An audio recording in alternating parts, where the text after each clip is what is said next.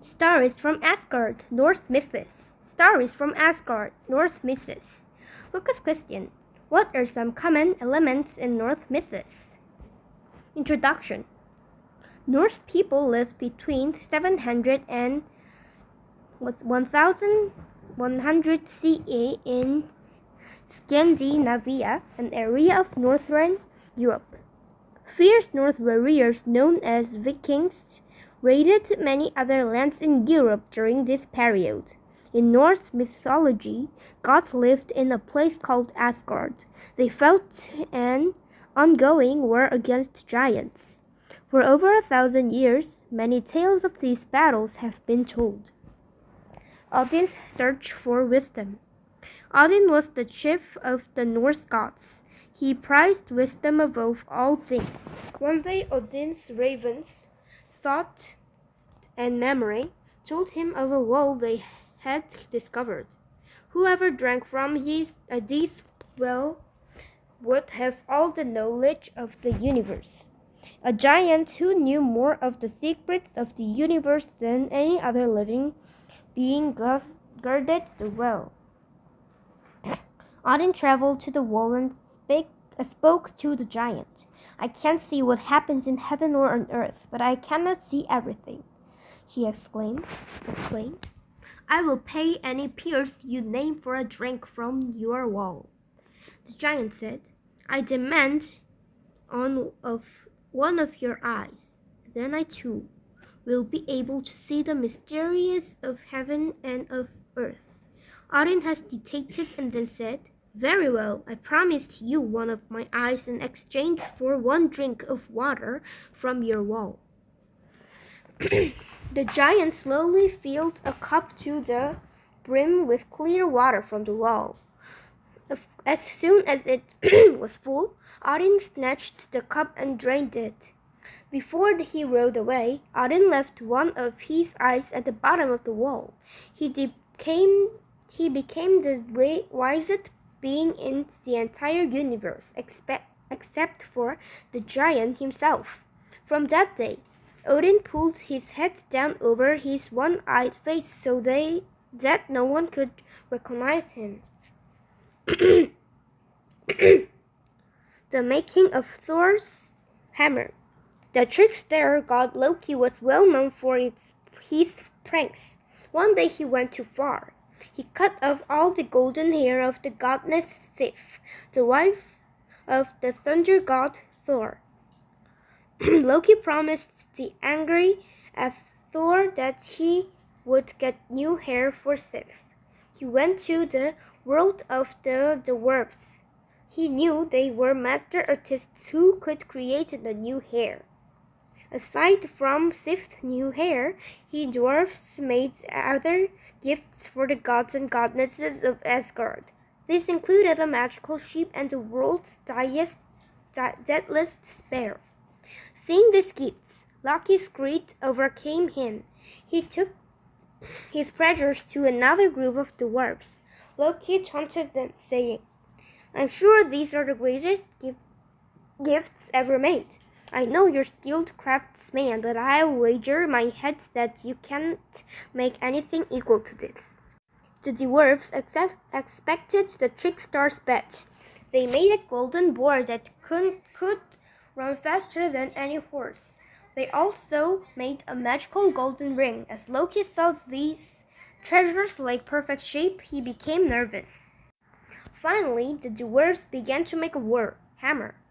Loki thought of a way to win his wager. He turned himself into a fly. Then he stung a dwarf on the eyelids just as the hammer came out of the forge. Now the dwarf couldn't see what he was doing. Although he makes the most powerful war hammer ever created, its handle was slightly too short. Loki took his treasures and returned to Asgard. Sif's hair was restored, and the hammer became Thor's weapon from that day forward. Thinking they had won the bet, the dwarves followed Loki to Asgard. As they advanced and Loki to take his head, the trickster thought quickly.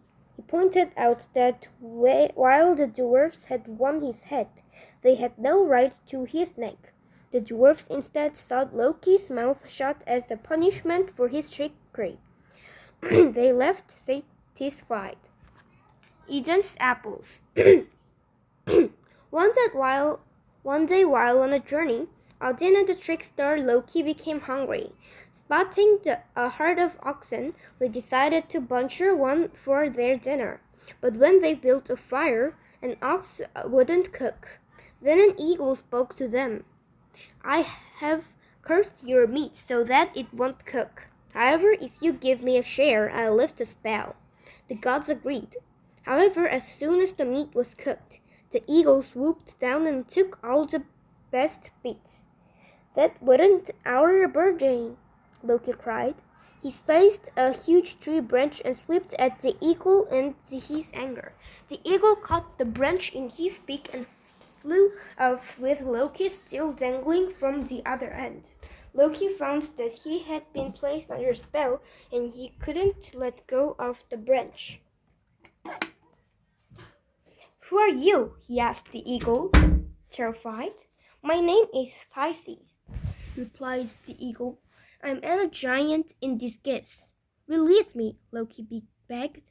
I won't release you, responded Thiazi, unless you promise to bring me the goddess Eden and her magic apples. Loki was silent, for he knew that this would be nearly impossible. Eden's apples were one of the gods' greatest treasures. The Norse gods and goddess each ate one of the Eden's apples every day to remain young and beauty. Promise, Theseus insisted, for he wished to have the magic for himself. Seeing no other choice, Loki promised. When he returned to Asgard, Loki told Eden who he had discovered apples even more marvelous than hers. Loki promised to show her where these other apples grew. He said she must bring her own apples so she could compare the two.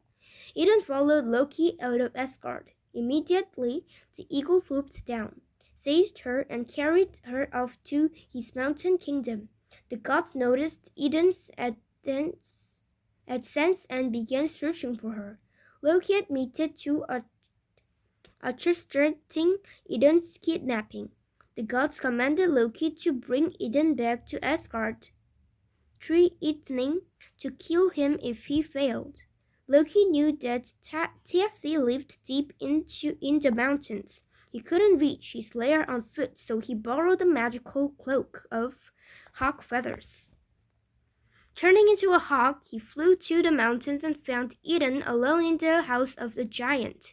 Thinking quickly, he turned her into a knot and flew away, clutching her in his talons. When the giant returned home, he was enraged to discover Eden gone. He transformed back into an eagle and pursued Loki in his flight. As Loki drew near Asgard, the other gods saw him flying desperately, with the eagle close behind. They struck up logs around the outer walls as Loki flew exhausted into the palace and gods lit a fire. The eagle couldn't stop himself. He flew directly into the wall of flames and was killed. So the gods of Asgard regained their youth and defeated the giant. Conclusion. Many stories about the Norse gods, like those told here, are tales of conflict between the gods and giants. The giants represented the darkness and winter. The gods battled them constantly to restore light, warmth, and growth. Eventually, the gods faced the giants in a great battle. Some of the gods survived and returned to make the human race. These Norse stories treat life as a cycle. Death and destruction and opportunities to begin anew.